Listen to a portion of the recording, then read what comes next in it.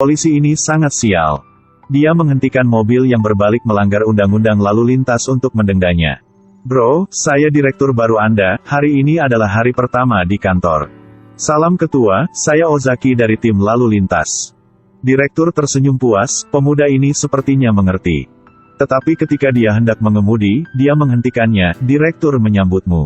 Tolong tunjukkan SIM Anda, saya ingin membuat catatan. Kembali ke kantor polisi, Ozaki dimarahi oleh atasannya karena tidak fleksibel untuk direktur. Tapi dia merasa bahwa dia tidak melakukan kesalahan. Beberapa hari kemudian dia dipanggil oleh kepala desa untuk minum teh. Baru masuk ruang kantor. Dia kemudian dengan berani dan fasih berkata, hukum ada di depan kita, semua orang punya hak yang sama. Ini adalah tugasnya dia, DLL. Direktur memotongnya bukan karena dia dihukum, tetapi memanggilnya. Itu tidak lama sebelum dia di kantor ketika ada serangkaian perampokan bank di kota. Tidak hanya membingungkan warga juga mempengaruhi citra dianya. Jadi dia ingin melakukan latihan untuk perampokan bank. Selama latihan itu, jurnalis dan media akan diundang untuk membuat film secara langsung. Tunjukkan pada orang-orang betapa profesionalnya mereka dalam menangkap perampok. Ini dapat meyakinkan orang-orang dan memulihkan citranya. Orang Ayang akan memainkan bandit ini, dia akan memberikan Ozaki untuk bermain. Karena dia adil dan benar, tentu saja tidak. Sutradara hanya ingin membalas dendam pada dirinya sendiri, membuat Ozaki malu di depan media. Ozaki berbisik, jika aku bertindak sebagai perampok, Anda pasti akan menyesalinya. Tetapi direktur tidak memperhatikan apa yang dia katakan dan mengatakan bahwa dia hanya perlu fokus menjadi perampokan. Cobalah untuk bertindak serius, seperti bagaimana Anda serius membuat hukuman untuk saya. Beberapa hari sebelum latihan dimulai, polisi dan bankir yang bekerja sama merasa bahwa ini hanya latihan. Pada dasarnya tidak layak mendapat perhatian mereka. Tapi Ozaki tidak seperti mereka. Gak ada orang seperti dia, harus lakukan yang paling baik. Pertama dia pergi ke bank untuk mengamati struktur bank dan jangkauan kamera. Kemudian mulailah menonton video dan membaca buku tentang perampokan. Akhirnya waktu latihan. Direktur mengatur 2 polisi di dalam bank. Saatnya pencuri muncul. Pada saat ini, Ozaki mendorong pintu dan masuk. Dia langsung pergi ke konter lalu mengeluarkan buku catatan dari sakunya. Halo, saya perampok, tolong jangan panik dan jangan angkat bicara. Masukkan uang ke dalam tas ini. Staf konter tahu bahwa ini adalah latihan jadi tentu saja mereka tidak akan memberikan uang. Dia langsung menekan tombol untuk memanggil polisi. Menerima sinyal untuk memperingatkan polisi bawah tanah itu berpura-pura pergi ke counter check-in. Ozaki menoleh dan melihat pistol terjepit di pinggangnya. Oh, polisi. Ya Tuhan, semua orang takut. Bukankah itu latihan, bagaimana bisa membunuh orangnya? Jangan takut, itu hanya adegan fantasi. Tapi jika bukan karena latihan, polisi bawah tanah mungkin akan mati. Jadi dia harus berbaring di tanah untuk menjaga keadaan matinya. Kemudian Ozaki mengumpulkan semua orang lalu mengambil semua ponsel mereka. Setelah menerima alarm, polisi yang berpartisipasi dalam latihan dengan bersemangat berangkat. Menghadapi lensa kamera, sutradara mengatakan bahwa dia telah merencanakan kejadian itu sebelumnya. Mulai berdebat bahwa bandit ditangkap dalam 3 menit. Dalam sekejap bank itu dikepung. Direktur memanggil Ozaki, polisi akan datang setengah jam lagi. Anda pasti jangan membiarkan mereka menangkap Anda. Bermaksud bahwa dia ingin menangkap Ozaki sendiri seperti itu agar layak menjadi direktur kan? Tapi Ozaki tetap seperti itu. Dia mengabaikan kata-kata kepala. Dia ingin berpura-pura menjadi bandit yang sempurna, dan tidak akan membiarkan siapapun menangkapnya. Jadi dia menutup pintu bank. Ditambah dia menutupi kamera sehingga polisi tidak bisa melihat situasi di dalam.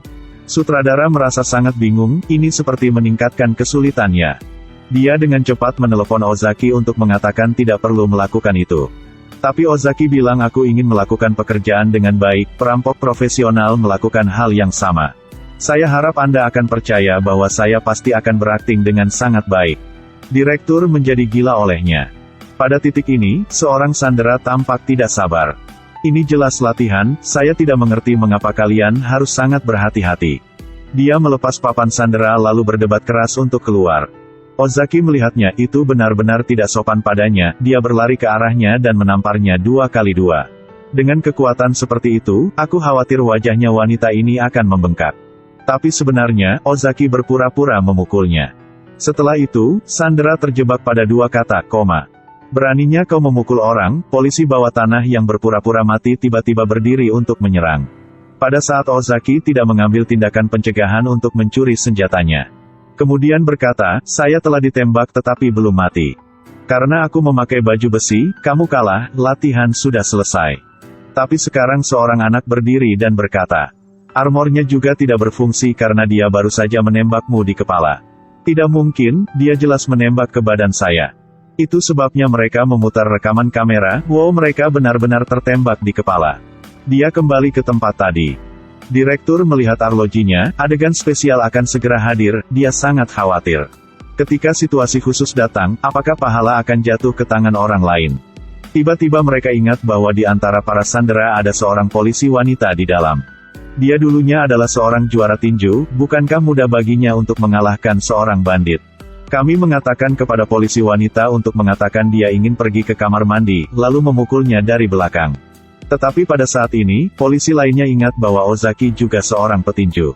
Ketika mereka berdebat tentang tinju dan tinju mana yang lebih hebat, Ozaki langsung menembakkan peluru dia akan mati. Jelas, perampok dengan pistol lebih kuat. Kedua polisi bawah tanah keduanya meninggal. Dan di luar bank, polisi telah tiba. Meskipun rasanya tidak puas untuk menghindari situasi yang tidak terkendali. Direktur hanya bisa meminta polisi dari perbendaharaan bank untuk membobol ke dalam. Tapi yang tidak mereka ketahui adalah bahwa Ozaki mengetahui struktur bank sejak dini. Setiap gerakan adegan khusus di perbendaharaan dilihat oleh Ozaki melalui kamera. Jadi dia mematikan sistem ventilasi di perbendaharaan. Tidak lama kemudian, adegan khusus di perbendaharaan akan menjadi sangat menindas sehingga tidak mungkin untuk bernafas. Untungnya, tepat ketika mereka akan mati karena mati lemas, Ozaki membuka pintu besar perbendaharaan. Para agen di dalam saling berdesak-desakan dan menarik napas dalam-dalam. Sama seperti itu, kedua belah pihak berjuang tanpa henti. Sampai malam, polisi masih tidak bisa memikirkan cara untuk menyelamatkan para sandera. Awalnya hanya beberapa saluran televisi yang memberitakan berita, namun kini menjadi perhatian media massa di seluruh tanah air. Di bank, karena mereka belum makan dalam sehari. Gadis yang pingsan tadi berdiri untuk memprotes. Ozaki dengan marah mendorongnya ke samping lalu dia menundukkan kepalanya dan mulai melakukan push-up. Semua orang tidak mengerti apa yang dilakukan Ozaki. Tidak sampai dia menandainya dengan dua kata, pemerkosaan yang membuat semua orang terkejut untuk mengerti. Tapi sekarang, seorang wanita hamil akan melahirkan. Kekuatan push-up berguna sekarang. Tidak mungkin, hanya bisa menghentikan latihan untuk memanggil ambulans untuk membawanya pergi.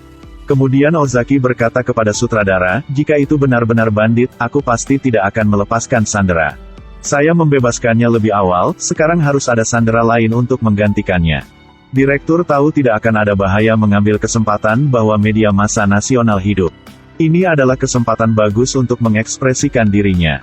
Dia dengan berani berdiri dan berkata bahwa dia menawarkan diri untuk menjadi sandera. Tapi Ozaki adalah stereotip, bagaimana dia bisa memahami kehendak sutradara. Jadi dia secara pribadi memilih reporter stasiun TV sebagai sandera, sutradara sangat marah. Polisi mengirim pencuri untuk bersiap menggunakan peluru palsu untuk membunuh perampok. Tapi penyerang menyelinap ini memiliki penglihatan yang buruk dan menembak 2 kali dan mengenai para sandera. Jika ini bukan latihan, bukankah itu akan membunuh 2 orang yang tidak bersalah karena kesalahan?